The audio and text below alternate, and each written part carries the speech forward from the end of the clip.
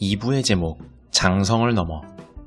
이세민은 안시성을 넘지 못했지만 연개소문은 고려성을 넘었기 때문입니다. 고구려와 당의 전쟁, 전초전입니다. 당태종은 고려에게 경관의 철거를 요구하고 영류왕은 이에 굴종합니다. 대신 다시 침략을 피할 수 없음을 알고 천리장성을 연개소문에게 맡겨 건설을 시작합니다. 당 역시 천리장성 맞은편에 거란의 중심 영주에 도독부를 둔 이후로 속주들을 늘려가며 영향권을 확보합니다. 당태종은 또 하나의 후방을 정리하니 토요콘을 정복한 것입니다.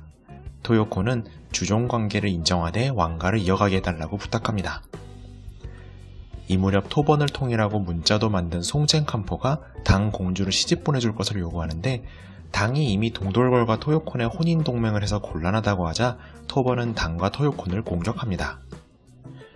당은 후방의 안정을 위해서 결혼에 응하기로 하고 문성공주를 시집보냅니다. 문성공주는 당의 여러 과학서적들을 가져가고 송첸칸포는 포탈라궁을 지어줍니다. 한반도에서는 백제 무왕이 서곡성까지는 빼앗지만 옥문고까지는 돌파하지 못합니다. 고려 역시 칠중성을 치는데 알천이 이를 막아냅니다. 백제 무왕은 늙어 죽기 전에 익산을 제3수도로 키워서 왕권을 강화하여 물려줍니다. 서돌궐에서는 혼란이 일어납니다. 사발라 진리실칸이 민심을 잃자 아사나통이 반란을 하고 칸이 도망가다가 발한 땅에서 객사해서 서돌궐이 무정부 상태가 됩니다. 수도와 서쪽 일대를 장악한 아사나욕곡이 돌륙칸을 자칭하고 동북쪽 일대를 장악한 아사하박포가 사발라 여포칸을 자칭하며 서돌궐이 동서로 찢어집니다. 분열 4년 만에 돌륙칸이 이기면서 서돌궐이 재통합에 성공합니다. 하지만 그 중에 미말하국의 부를 재분배하는 과정이 새로 갈등을 가져옵니다. 칸이 부를 독식하는 것에 불만을 품은 아사나 니숙이 그 부를 좀 뺏어가고 칸이 그를 나라의 부를 뺏어갔다며 잔혹하게 죽입니다. 이에 아사나 니숙의 가족들이 분노해서 칸을 백수호 성에 가둬버립니다. 당황한 돌륙칸의 무리들은 새로 사개칸을 지도자로 뽑고 아사나 니숙의 무리는 달래서 해단시키고 민심을 잃은 돌륙칸은 국경 밖으로 나가달라고 적당히 합의를 봅니다. 당나라는 여태 천하 국가 중에 끝까지 입조하지 않은 고려의 입조를 요구했고 영류왕은 결국 이에 응해 태자 고환권을 장안에 보냅니다. 당태종은 매우 낮은 정오품 진대덕을 답방사신으로 보내 고려를 분노하게 하고 진대덕은 왕의 이전을 받으며 지리를 간첩 활동하며 승전탑도 부수라고 합니다. 나아가서 영류왕 및 주화파가 당의 요구를 받아들여 천리장성도 해체하려고 하자 연개소문을 중심으로 주전파가 쿠데타를 일으켜 정권을 장악합니다. 백제 의자왕은 이에 대하성을 돌파합니다. 신라의 낙동강 서쪽 40개 성이 빼앗깁니다. 대하성주가 김춘추의 사위였기에 딸을 잃은 김춘추는 통곡을 하고 직접 사신이 되기로 합니다. 하지만 고려의 연개소문도 당의 이세민도 무례하게 원군 요청을 거절합니다. 백제가 더 우세한데 왜 신라의 편을 들어야 하는 것입니다. 김춘추와 김유신 등 가야계 및 그에 기반한 여왕의 정치적 위상이 급락합니다. 신라 선덕여왕은 김유신에게 경주 코앞의 대구를 맡겨 수도 방위를 겸하게 하여 권위를 유지합니다. 신라가 SOS를 청했지만 당에서는 위징이 죽고 후계자를 바꾸는 등 혼란이 한 해 동안 있었습니다. 그 다음 해에서야 당은 고려와 백제에 사신을 보내 신라에서 군을 물려달라고 요청하고 당항성은 그때까지 버텨냈습니다. 신라는 김유신으로 하여금 낙동강 서쪽의 교두보를 이때 확보합니다. 김유신이 가족도 못 만나며 우물에 물만 맛보고 재출전하여 백제가 탈환하는 것도 겨우 막아냅니다. 고려 연개소문은 당에 백금을 보내면서 거란 땅을 뒤로 확보하려는 화전양면 전술을 폈고 이에 분노한 당이 그리고 고려가 차례로 사신을 험악하게 가두면서 전쟁이 시작됩니다.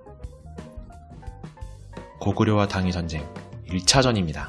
이것은 드라마 대조영 연개소문의 1화이기도 합니다. 당태종은 수양제가 맡겼던 천리장성 네트워크를 교훈 삼아서 4군데를 동시에 공격해 북쪽의 신성, 남쪽의 건안성을 포위해 네트워크 성 간의 지원을 끊습니다. 네트워크가 끊긴 요동성은 열흘 만에 함락되고 장량의 수군이 비사성도 함락합니다.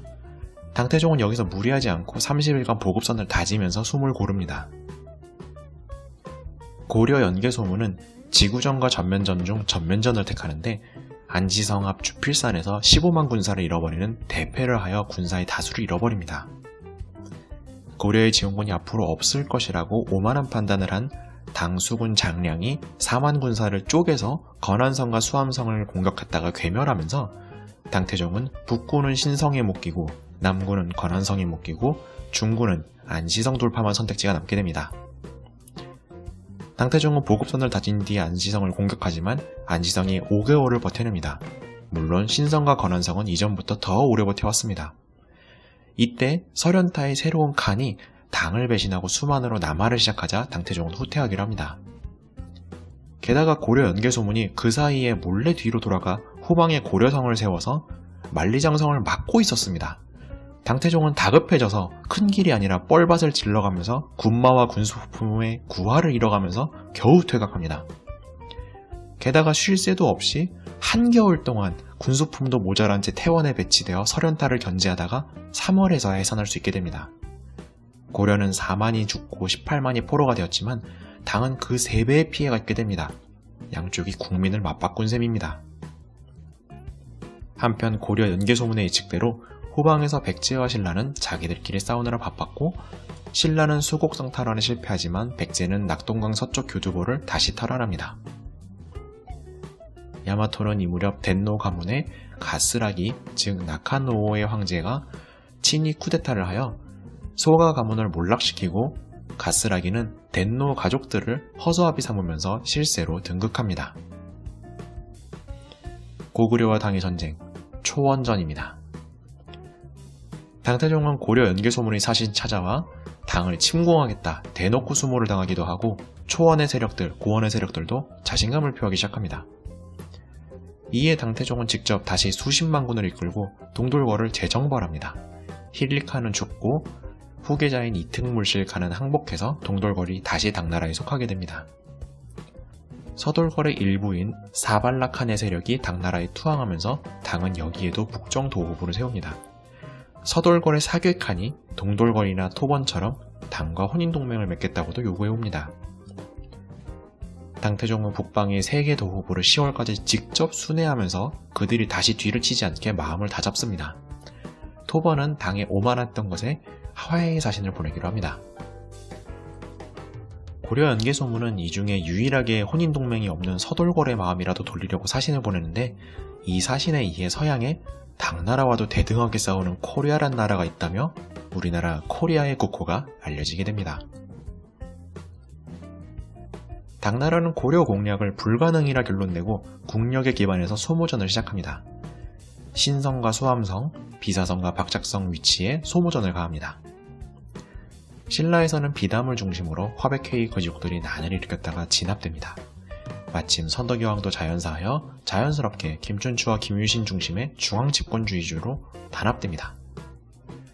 그리고 김춘추가 직접 방문을 하기로 합니다. 야마토 내에서 친백제계 소가 가문이 무너졌기 때문에 상당히 사전조사를 해보고 내린 결정입니다. 하지만 야마토를 쥔 가스라기도 결국 고려와 비슷한 이유로 동맹을 거부합니다. 백제가 센데 왜 약한 신라 편을 들어야 하는 것입니다. 김춘추는 이어서 당나라를 방문하는데 고려에게 힘겨운 싸움을 해왔던 당태종은 환대합니다. 당나라는 백제 의자왕의 사신을 영구 금지시키겠다고 하면서 나당동맹이 만들어집니다. 이런 상황이 되자 백제 역시 고려와 당을 향해 양면 외교를 멈추고 고려와 동맹을 하겠다고 선언합니다. 선왕 때 끊어졌던 야마토와의 관계도 해마다 사절을 보내면서 동맹 수준으로 다시 격상합니다. 당태종이 죽자 북정 도호부를 들고 항복해왔던 사발라칸이 세력을 바로 독립합니다. 아들을 당나라에 보내서 관직을 받으면서 서주와 서돌거를 치는 화전양면 전술을 펴니다. 사괴칸에게 쫓겨나서 복수를 준비했던 돌류칸도 아프간에서 올라와 사발라칸에게 군사를 바칩니다. 사발라칸은 이 강성해진 군사들을 이끌고 당나라의 옹주, 기주, 진주를 단숨에 몰아칩니다. 당나라의 3만 명, 위구르족 5만 명이 서돌궐에 끌려가는데 당 고종이 당황해서 2차례 원정을 가지만 땅을 되찾지 못합니다. 토번에서는 당 문성공주와 결혼했던 궁송공첸이 일찍 죽어서 손자 망송첸포가 즉위합니다. 재상 가르통첸이 나라의 중요한 사안을 맡아 하다가 아예 공식 위임을 받기로 합니다. 고려 역시 8년의 소강 상태 뒤에 장수 안고를 보내 영주를 칩니다. 거라는 여태도 그렇고 앞으로도 고려 천하에 합류하지 않기로 하지만 이때 워낙 큰 피해를 입어서 이후 고려와 당나라의 전쟁에 불참합니다. 이어서 고려와 백제의 연합이 신라의 성을 무수하게 빼앗아 신라는 남한강 줄기만 겨우 지켜냅니다. 신라의 SOS에 당고종이 기병으로 요하 일대를 휘저으면서 고려를 잠시 압박합니다. 이해 백제 의자왕은 왕권 강화를 위해 모친의 장례식에서 친위 쿠데타를 일으킵니다. 좌평 귀족들 40여 명을 숙청하는 것입니다.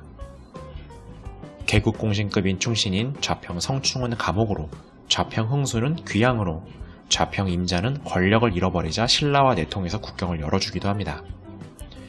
성충과 흥수는 의자왕이 귀족사회 전체를 적으로 돌리는 것은 우려하고 왕의 친위대만으로 신라를 이길 수는 있겠지만 당이 쳐들어오면 위태로울 것이라며 조언합니다. 당고종은 10만을 보내서 서돌궐과 예질하 초원의 전투를 벌입니다. 당의 보병이 사발라칸의 기병대를 잘 막아내자 5 부족장이나 무리를 이탈합니다. 사발라칸은 수도 수야부까지 후퇴하지만 결국 붙잡힙니다. 서돌궐의 땅에는 안서 북정 도후보가 세워지면서 당나라의 지배를 받게 됩니다. 당은 후방의 위협을 이제 걱정할 것이 없어 전력을 동쪽 고려로 다시금 쏟기 시작합니다. 당은 눈엣가시 고려성을 공략하는 데 성공하고 고려가 3만을 이끌고 오지만 수성하는 데 실패합니다. 이로써 당나라는 다시 만리장성 위 거란 영향을 자유롭게 오갈 수 있게 됩니다. 이듬해 안시성 쪽으로 서린기가 쳐들어오자 온달의 아들 온사문이 겨루고 남쪽 백제 의자왕은 충남과 경북에 또 신라의 성을 빼앗을 수 있었습니다. 이야기는 이어집니다.